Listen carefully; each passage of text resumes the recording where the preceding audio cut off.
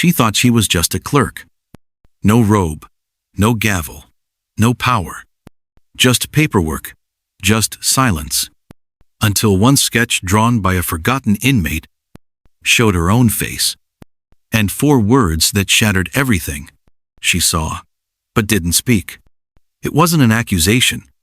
It was a mirror, and she could no longer look away. And for a long time, that was enough.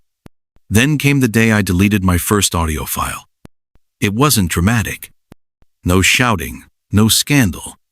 It was a small, redacted hearing, a juvenile case. The defense had requested the tape be preserved.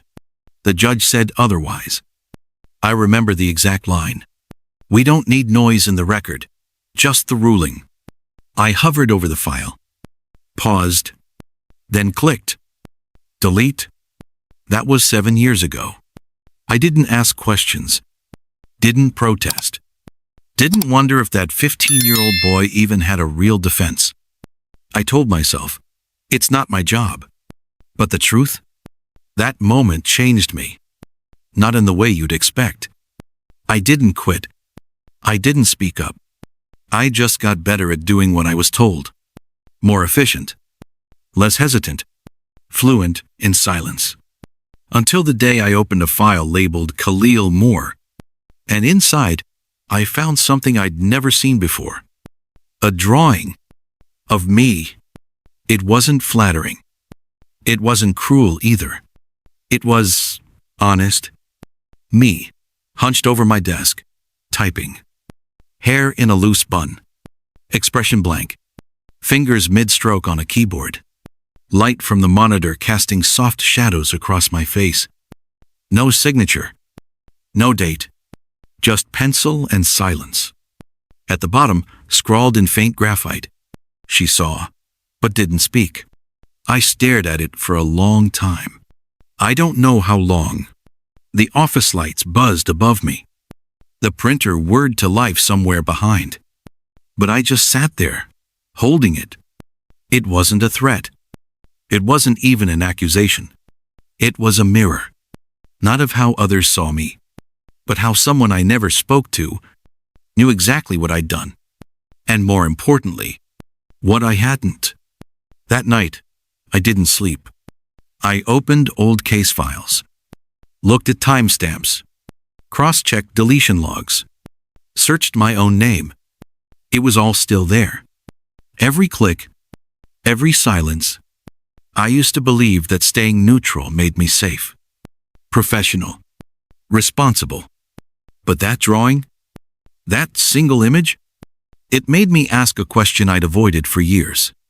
What if neutrality is just a softer word for complicity? Before Khalil Moore, there were 100 other names. Names I entered into the system. Names I archived. Names I watched disappear into files no one ever opened again. I became a clerk because I believed in order. I liked clean margins, matching case numbers, signatures that lined up perfectly. I liked the quiet structure of it all, the illusion of control. Courtroom chaos never fazed me. I wasn't the one arguing. I wasn't the one sentencing. I was the one behind the screen, quiet, efficient, unseen. Judge Pierce didn't need to raise his voice to command a room. He was methodical, sharp, efficient. He reminded me of a surgeon, precise, cold, necessary. He never said we were doing anything wrong, but he never said we were doing anything right either. Only that we were doing it by the book. I copied that tone. I mimicked his stillness. I learned to delete questions before I typed them. Your job isn't to feel, he once told me. It's to file. So I did. Motion to suppress received. Evidence marked inadmissible noted. Transcript gaps unremarked. And over time, the files began to stack higher than my doubt. I saw plea deals handed down to teens who never spoke a word in court. I saw courtroom cameras turned off when the prosecutor's tone got too sharp. I saw translators scheduled but never arrive. I saw affidavits altered quietly, then reprinted with no one batting an eye. And I said nothing. Not because I didn't care, but because I told myself, you're not here to change things. You're here to keep the system running. And I did. For 12 years. I wasn't evil. I was just obedient. I told myself, if it's not my voice, it's not my fault. But then Khalil's drawing cracked something. And once it cracked, I started looking back, and I didn't like what I saw. I used to believe that I was helping justice move faster. That skipping small steps wasn't betrayal, it was efficiency. Judge Pierce made it sound noble. Dead weight slows down justice, he once told me. And when the machine slows, more people get crushed under it. He didn't smile when he said that. He meant it. So I streamlined things. Pre-filled templates. Auto-generated transcripts. Marked cases closed even when I knew the door had never been fully opened. I sat through hearings where kids pled guilty in under 4 minutes. Watched public defenders skim case files for the first time as they stood up to speak. Watched prosecutors offer deals that felt more like threats. And still, I typed. I filed. I clicked. I told myself they would have ended up in the same place either way. That nothing I did changed anything. But that wasn't true. Every form I signed, every motion I failed to question, every transcript I let remain incomplete, they added up. And what they added up to was someone's life. When Pierce made partner with the state sentencing council, people called him a reformer. He cuts through red tape. He doesn't tolerate theatrics. He's tough but fair. And I nodded, because I had helped him cut that tape, trim those cases, silence those theatrics. But Khalil wasn't theatrical. His file was quiet, thin, too thin. No defense brief, no cross-examination transcript, no motion for appeal. Just a scan of a judgment and a vague incident summary. And when I saw that drawing of me, not in a courtroom, but at my desk, typing blindly, something old and frozen inside me began to shift. Because that sketch didn't accuse me. It simply saw me. And somehow, being seen was far more terrifying than being judged.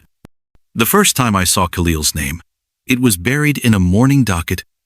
Case number 37,815B. More. Khalil J. One line. Sentencing final. Life. No parole. No motion attached. No full transcript. No counsel of record. Just a timestamp. And the judge's digital signature. I remember blinking at it, wondering if something had failed to upload. But the file said complete. So I moved on. Until I opened the physical packet. That's where it should have ended, where it always did. But Khalil's file didn't follow the pattern. There were no objections. No handwritten notes from a defense attorney.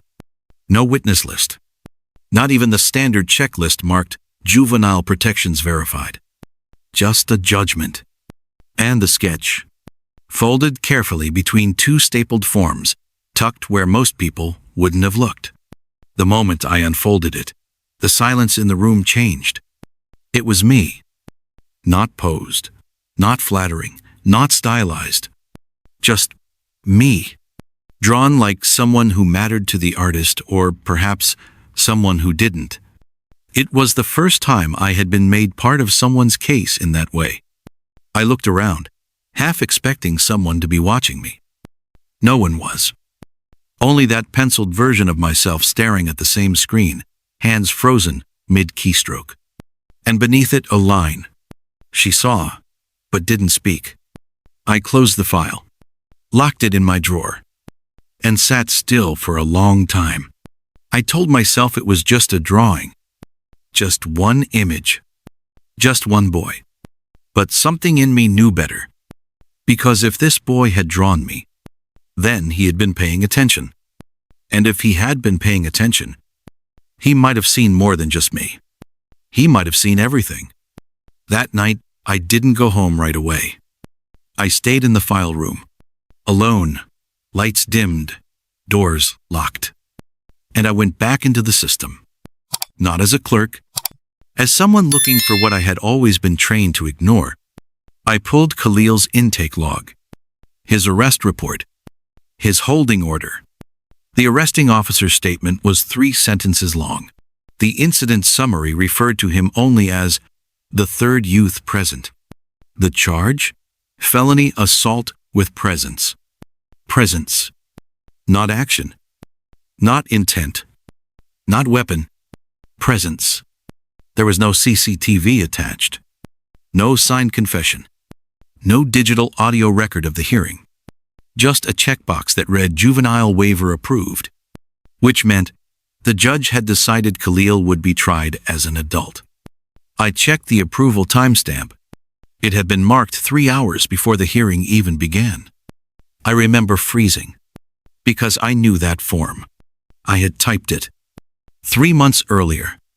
It had come across my desk, and I'd rubber-stamped it like I had 1,000 others. Because I trusted the system. Because I trusted the man above me. Because I thought there would be a second review, a double check, a real hearing. But there hadn't been. And now, Khalil Moore, a boy with no priors, no legal advocate, no paper trail, was serving life in a state facility. And all that remained was a drawing of me. Me, mid-keystroke. Me, mid-silence. That's when I realized this wasn't just about what I had failed to say. It was about everything I had allowed to be said, without challenge, without record, without care. And maybe that drawing wasn't asking for justice. Maybe it was just asking, "Are you still asleep?" The next morning, I did something I'd never done in 12 years. I printed Khalil's file every page. Not the sanitized digital copy.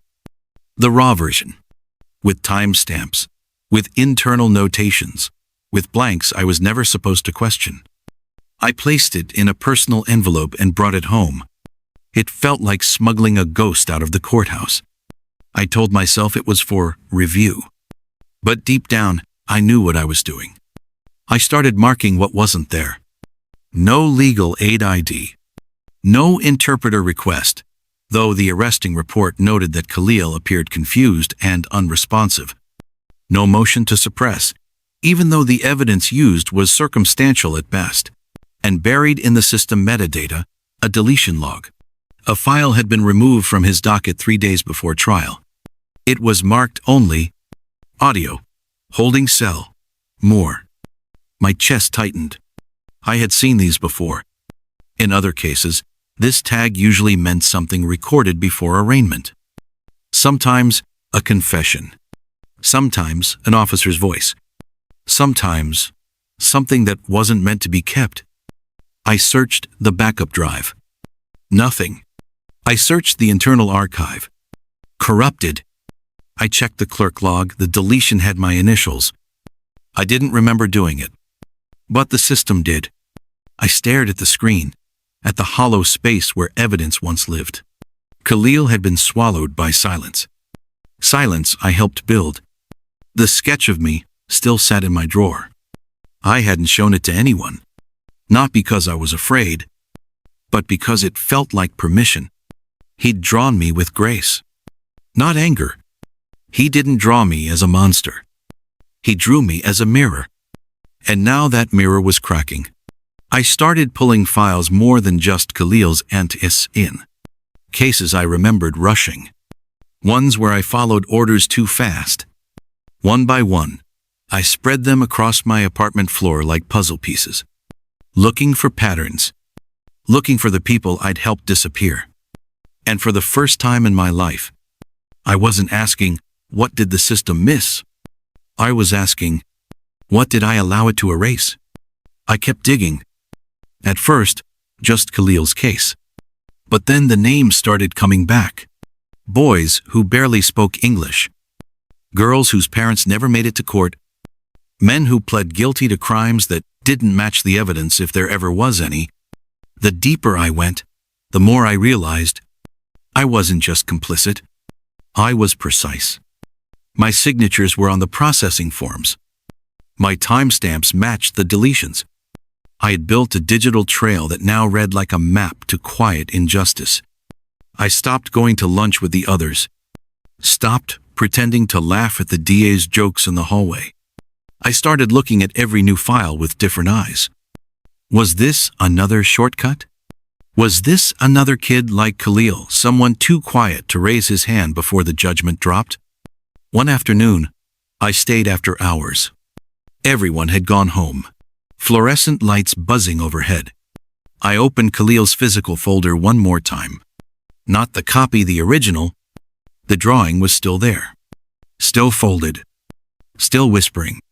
I smoothed it flat on the table and looked into the penciled version of myself. I wanted to ask her why she hadn't spoken sooner. But she was just lines on paper. And I was the one still breathing. So I made a decision. I scanned every document, created backups, encrypted them, logged every action I took. This time, leaving my name on purpose. And then, at 3:17 a.m., I did something that felt like both betrayal and absolution. I wrote the first internal memo of my life. Subject line: Judicial irregularities. Case review request. Khalil Moore. I didn't send it yet. But it was real. And it existed.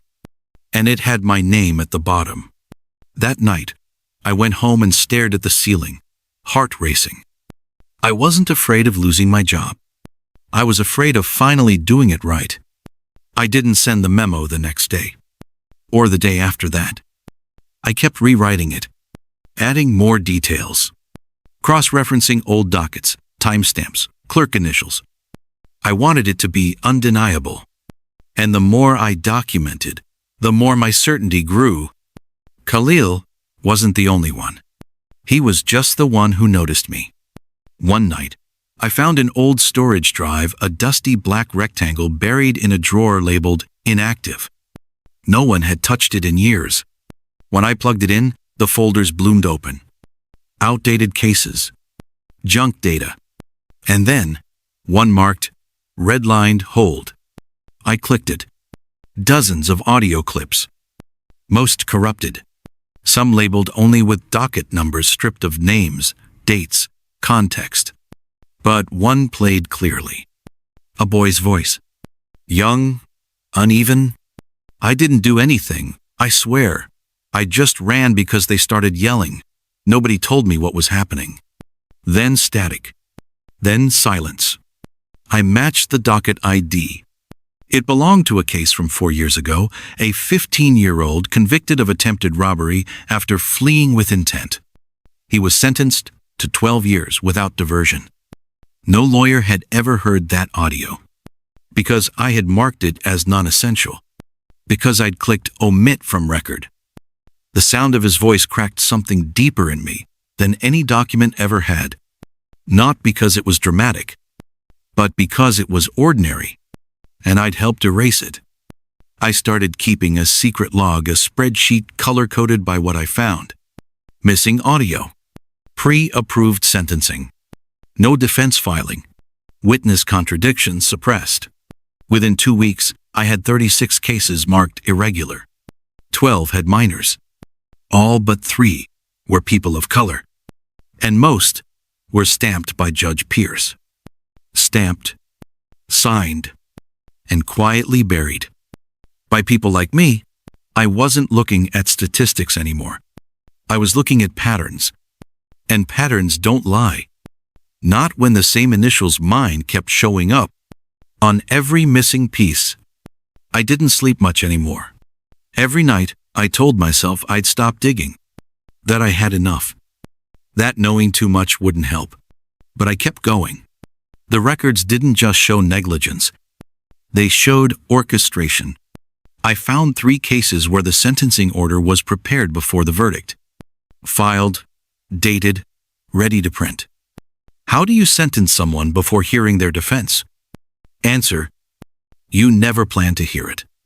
One of them was a girl named Maya, 16, accused of drug possession because a backpack was found near her bus stop.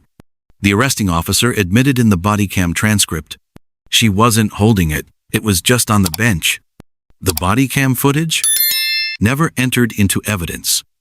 The file? Marked resolved. By me. I remember Maya.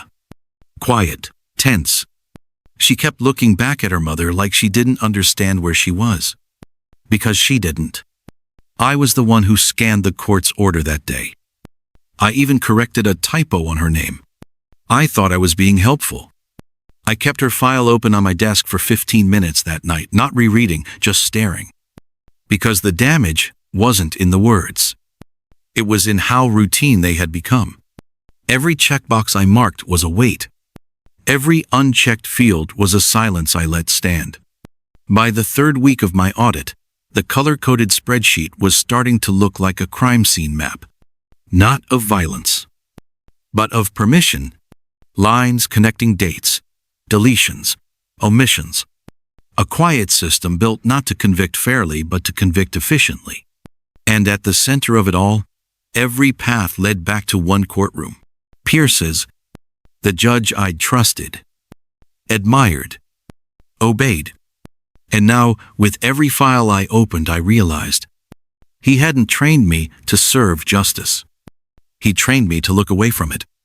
And I had followed, step for step, keystroke for keystroke.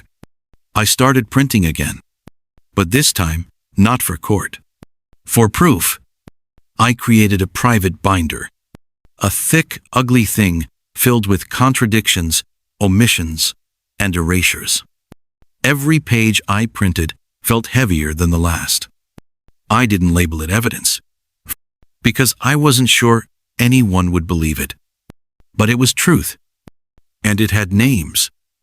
I took photos of the binder, screenshots of audit logs, exported the spreadsheet into multiple formats, uploaded it to encrypted storage, just in case.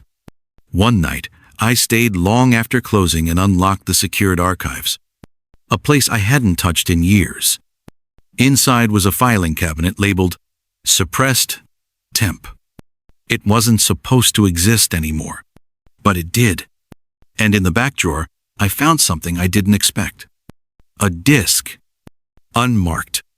Taped closed. When I played it at home, my breath caught.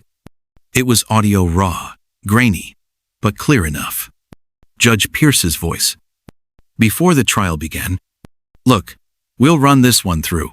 No pushback. He's a quiet one, don't waste time." A second voice, a prosecutor I knew by name, laughed. "Copy that. I'll give him the option. Let's see if he even blinks." Then silence. Then laughter again. Then, "Get Vargas to sign the review log. She doesn't ask questions." I paused the tape. Saturday, perfectly still. I didn't need a narrator to tell me who they were talking about. It was me. Not just complicit. Expected. Relied upon. Because they knew I wouldn't fight. Until now. That night, I opened a blank document. Typed 3 words. Internal Memorandum Draft. And underneath, this document contains a sworn account of judicial irregularities observed during my tenure under Judge William Pierce. My hands were shaking, but they were finally doing something that mattered. I wasn't finished yet, but I was no longer part of the silence. I submitted the memo at 6:42 a.m. I didn't wait for office hours. I didn't run it past anyone. I just pressed send to the Office of Judicial Review, to the Internal Ethics Council, and to one journalist I trusted, who hadn't published anything yet. Then I printed a copy, signed it, slid it into an interoffice envelope, and dropped it in the inbox marked Confidential Correspondence. I'd always walked past that box. Never used it. Never thought I would. I thought I'd feel relief. I didn't. I felt exposed. Like every eye in the building suddenly knew what I'd done. Even though they didn't. Not yet. By mid-morning, I was called into HR. They were calm, polite, said they were reviewing procedural concerns. They suspended my access badge, escorted me to my desk. watched as I packed a box of personal items, as if the paper clips and mug with my name on it held answers they needed. I didn't argue, didn't cry, didn't apologize. I just walked, because deep down, I knew this wasn't punishment. It was the beginning of accountability. That night, I got a call from the journalist. They had verified several files, matched redacted case logs to names of minors, pulled court audio fragments from archive servers. And the tape? It's real, they said. And it's damning. They asked if I wanted to go public. I paused.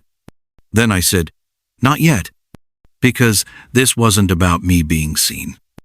It was about making sure the people we buried, paper by paper, click by click, finally got the hearing we denied them.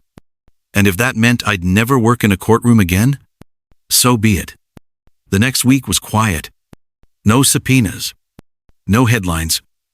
Just a slow hum beneath the surface, like a machine powering up after years of stillness. Then it started. The Office of Judicial Review opened a formal inquiry into Judge Pierce's courtroom. Not public yet, but real.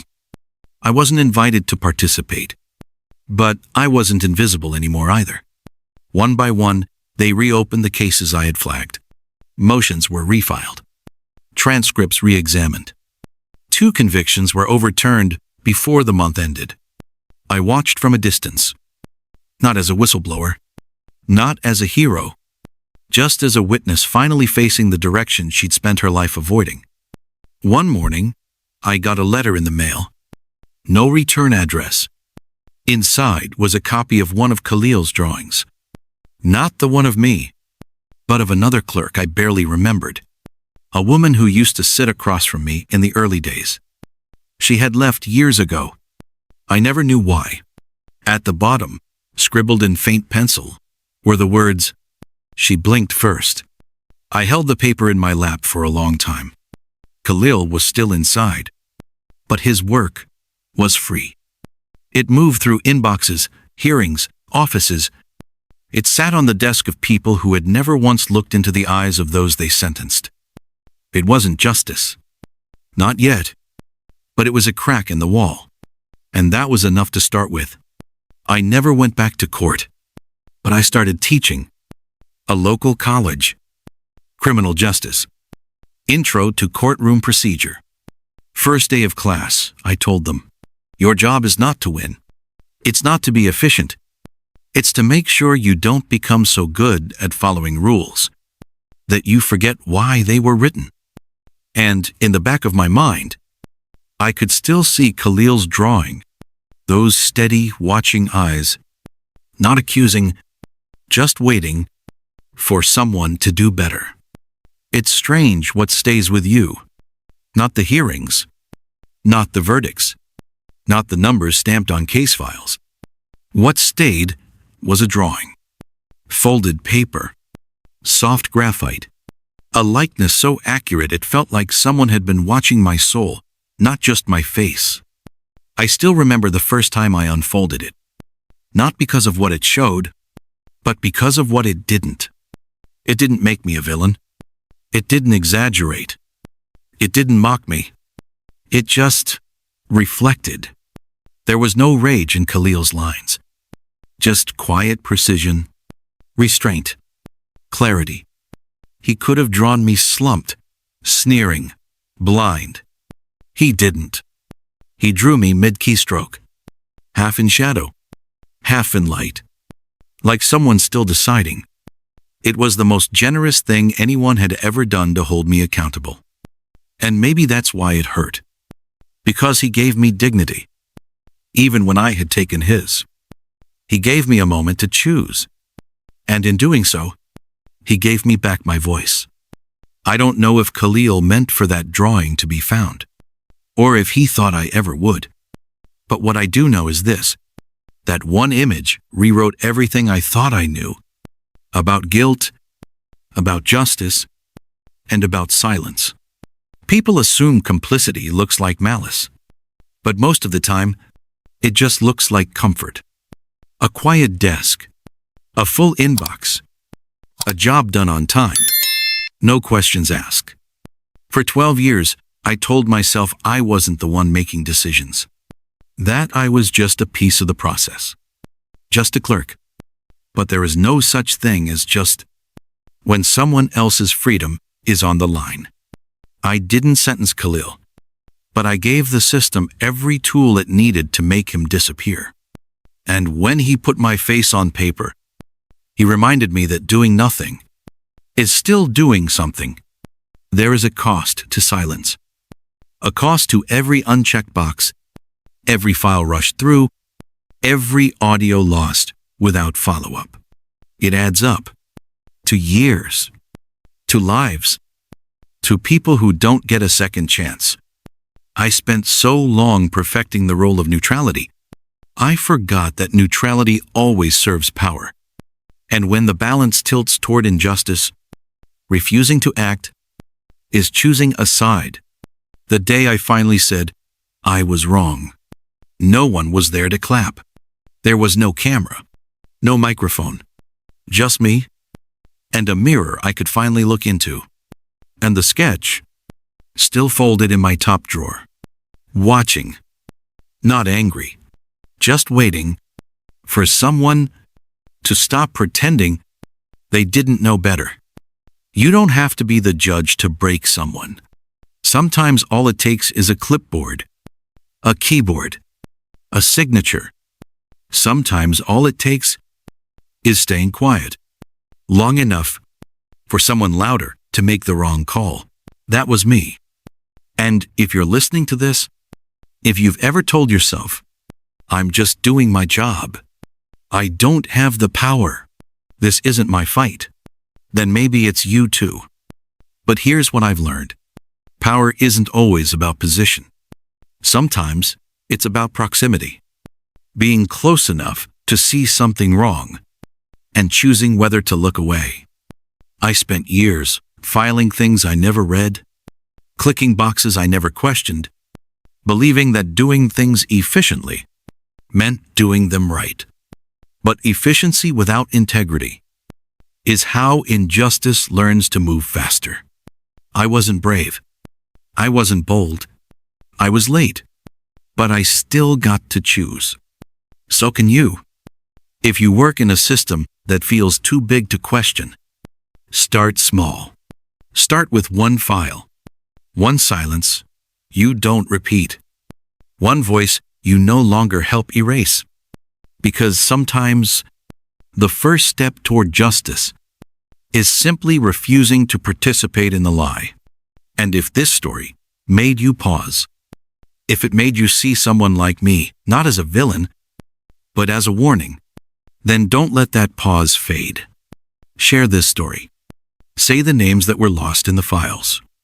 Remember the faces no one sketched, except for a boy they tried to forget. And if you believe that accountability can begin, even after the silence has lasted too long, then stay with us at Hidden Justice. Because justice isn't just about punishment. Sometimes it's about confession. And confession can change everything.